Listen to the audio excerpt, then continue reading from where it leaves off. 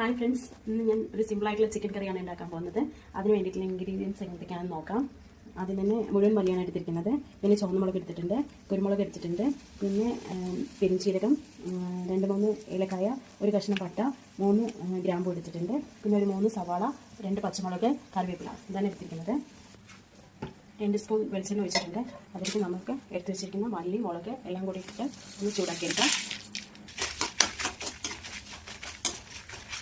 നന്നായി ചുവന്ന് വരണം. ഇത് മല്ലിയൊക്കെ നന്നായി മൂത്ത് വരട്ടെ, അതുവരെ ഇത് വറുത്തെടുത്തിട്ട് ഉള്ളി അത്യാവശ്യം വഴഞ്ഞ് വന്നിട്ടുണ്ട്. ഇനി അതിലേക്ക് നമുക്ക് 2 വലിയ തക്കാളി ചേർത്ത് കൊടുക്കാം. തക്കാളി നന്നായി വഴഞ്ഞ് വന്നിട്ടുണ്ട്. അതിലേക്ക് നമുക്ക് ഇഞ്ചി വെളുത്തുള്ളി പേസ്റ്റ് ആഡ് ചെയ്ത് കൊടുക്കാം.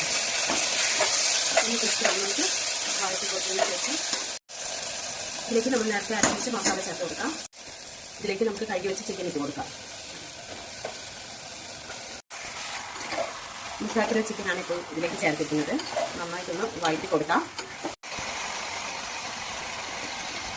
നേരത്തെ ഞാൻ മഞ്ഞൾ കൂടി ഇട്ടിട്ടുണ്ടായിരുന്നില്ല, അപ്പോൾ അത് ഇട്ട് കൊടുക്കാൻ നമുക്ക് ഒന്ന് പോയിട്ടാൽ മതി. നമുക്ക് ഈ കുക്കർ അടച്ചു വയ്ക്കാം. 2 വിസിൽ വന്നതിന് ശേഷം നോക്കാം. അപ്പോൾ നമ്മുടെ ചിക്കൻ കറിയൊക്കെ റെഡി ആയിട്ടുണ്ട്. ചിക്കനൊക്കെ നന്നായി വെന്ത് വന്നിട്ടുണ്ട്. അപ്പോൾ നമുക്കിത് ഇറക്കി വയ്ക്കാം. ഇതിലൊരു കാര്യം കൂടെ ചെയ്യാനായിട്ടുണ്ട്. ഇഞ്ചി വെളുത്തുള്ളി ചതച്ചത് നമ്മൾ കുറച്ച് വെളിച്ചെണ്ണയിൽ ഒന്ന് വഴറ്റിയിട്ട് നമ്മളിതിന് മുകളിൽ ഇട്ട് കൊടുക്കണം. അത് ഇഞ്ചി വെളുത്തുള്ളി നന്നായി മൂത്ത് വന്നിട്ടുണ്ട്. നമുക്കിതിലേക്ക് ആഡ് ചെയ്ത് കൊടുക്കാം.